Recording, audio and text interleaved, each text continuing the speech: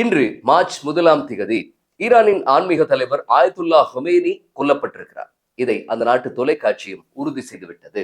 ஆயத்துல்லா ஹொமேனியுடன் அவருடைய பிள்ளைகள் மற்றும் பேரப்பிள்ளைகளும் இறந்து போயிருக்கிறார்கள்.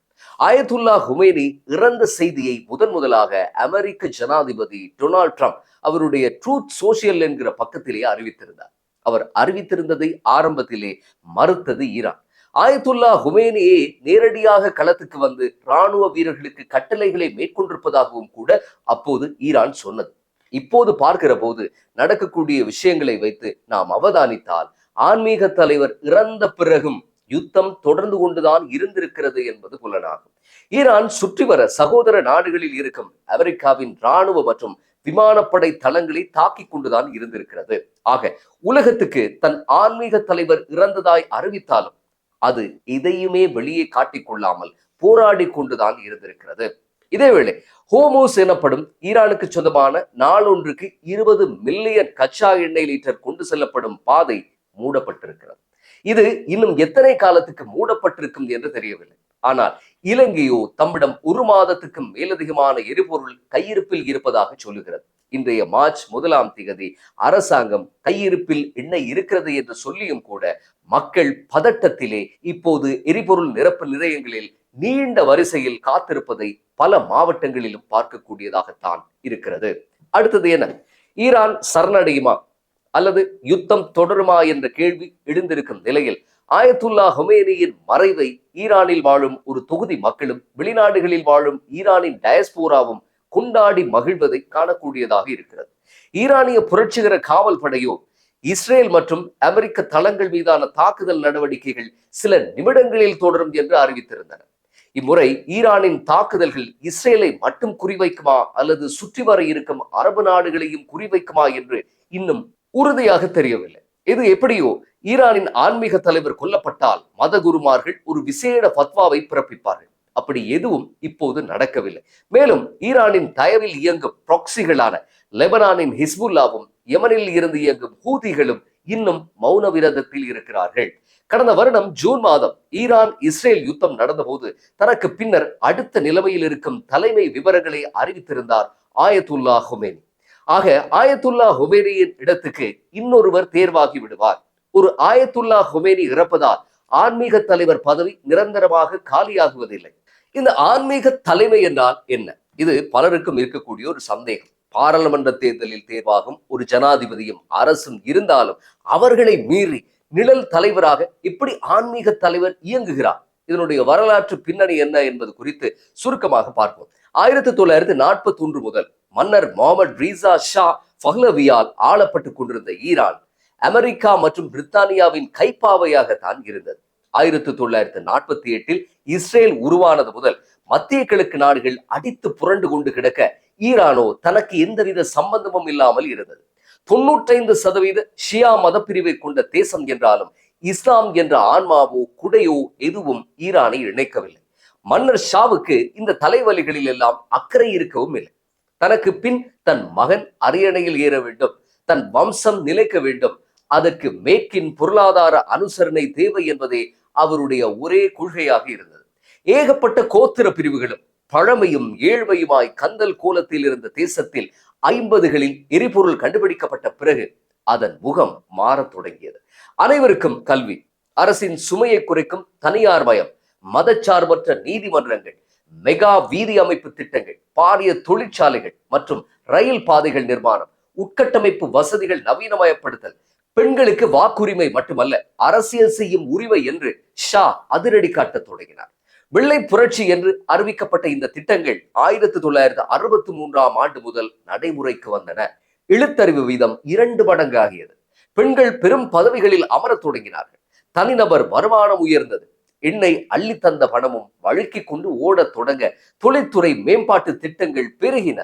மிக தாராளமாக ஊழலும் சேர்ந்து கொண்டது என்று சொல்லலாம்.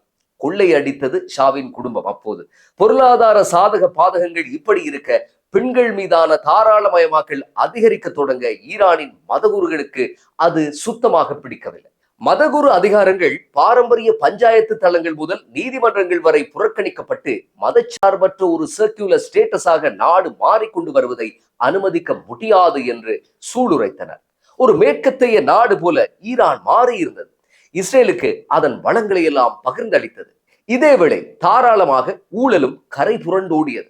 ரூஹுல்லா முசாவி என்ற மதகுருவின் தலைமையில் கோஷ்டி சேரத் தொடங்கியது.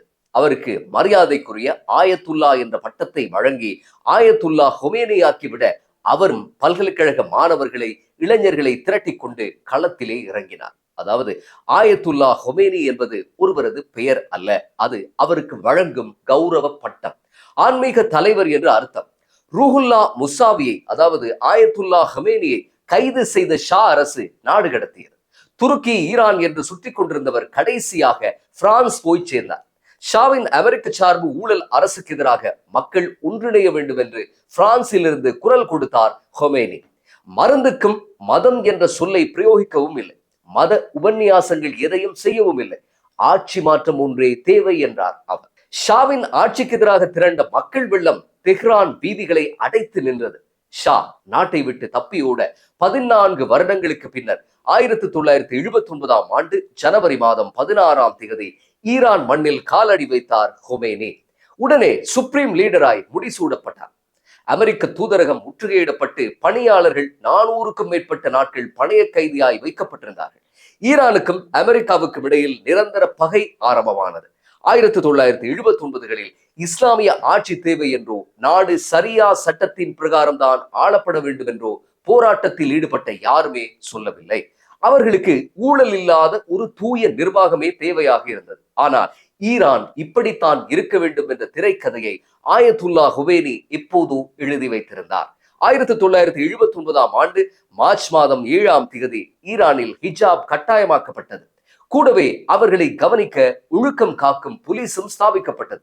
ஒருவித இறுக்கமான மதச்சார்பான போக்குடன் ஈரானின் ஆட்சி அதிகாரம் வரையறை செய்யப்பட்டது.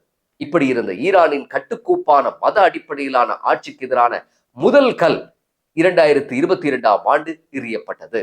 மாஷா அமீனி என்ற பெண் தலையில் இருந்த ஹிஜாப் விலகிய நிலையில் கைது செய்யப்பட்டு விசாரணைகளுக்கு கொண்டு செல்லப்பட்ட போது மரணமாக ஈரான் நகர வீதி எங்கும் மக்கள் திரண்டெழுந்தார்கள்.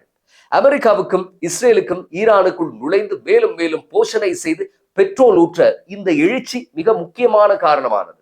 ஒரு மாதத்துக்கு மேல் நீடித்த அந்த புரட்சி ஒருவாறு அடக்கப்பட்டது என்றாலும் மக்களுக்கு அரசு மீது இருந்த நிரந்தர அச்சத்தை அந்த புரட்சி இல்லாமலாக்கியது. கடைசியில் பொருளாதார காரணங்களுக்கெல்லாம் வீதியில் இறங்கவும் இந்த 2022ஆம் ஆண்டின் புரட்சி வழிகோலியது. ரூஹுல்லா முசாவி, அதாவது ஆயத்துல்லா ஹொமேனி 1989ஆம் ஆண்டு இறந்து போனார். அவரது ஸ்தானத்துக்கு அலி ஹுசேனி நியமிக்கப்பட்டார்.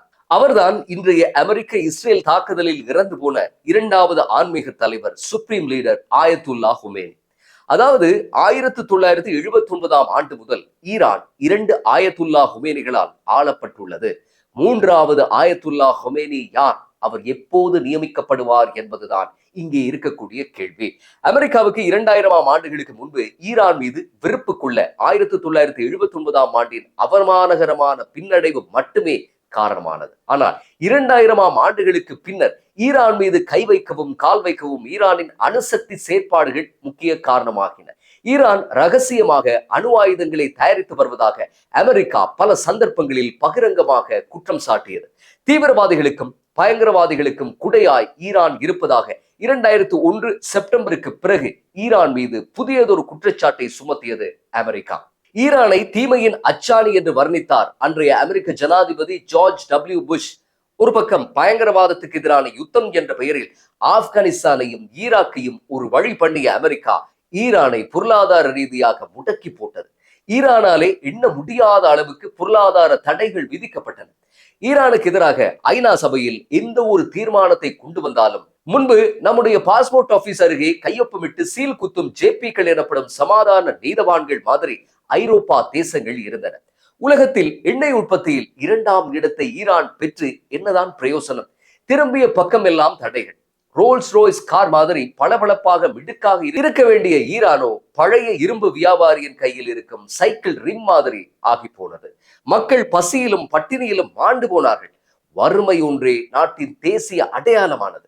ஹொமேனிகள் வடிவமைத்த ஈரான் கடந்த 47 ஆண்டுகளில் பொருளாதார முன்னேற்றம் கண்டதோ இல்லையோ, அணு ஆயுத சக்தியாய் மத்திய கிழக்கில் வளர்ந்து நிற்கிறது. ஒவ்வொரு 4 வருடத்துக்கு ஒரு முறை அதிபர் தேர்தல் நடக்கிறது. ஒவ்வொரு தேர்தல் நடந்து முடியும் போதும் அதில் மோசடி நடந்ததாக பெரும் ஊர்வலம் ஒன்று கிளம்பி வரும். வழக்கம் போல 2 நாட்களுக்கு கலவரம், சாலை மறியல், கடையடைப்பு எல்லாம் நடக்கும். பிறகு அவர்களாக அடங்கி தம் சோழிகளை பார்த்து சென்று விடுவார்கள். அதிபர்கள் மாறுகிறார்கள். ஆனால் ஒன்று, அமெரிக்காவினுடைய வெளியுறவு கொள்கைகள் இன்றைக்கும் மாறாமல் இருப்பது போல ஈரானில் இந்த அரசு ஆண்டாலும் ஆன்மீக தலைவர்களான ஆயத்துல்லாக்கள் வைத்ததுதான் அங்கே சட்டம். அவர்கள் இன்றி அங்கே அணுவும் அசையாது. மீண்டும் அடுத்த பதிவில் சந்திப்போம். இன்றைய தினம் இரவு 9:30க்கு வலுசக்தி பிரதி அமைச்சர் அர்க்கம் இல்யாசுடனான நேர்காணலை நீங்கள் எதிர்பார்க்கலாம். தற்போது இலங்கையில் அதிகமாக பேசப்படக்கூடிய நிலக்கரி ஊழல் தொடர்பான பல்வேறுபட்ட கேள்விகளுக்கு அவர் பதிலளிக்கிறார். மீண்டும் சந்திப்போம் நண்பர்களே.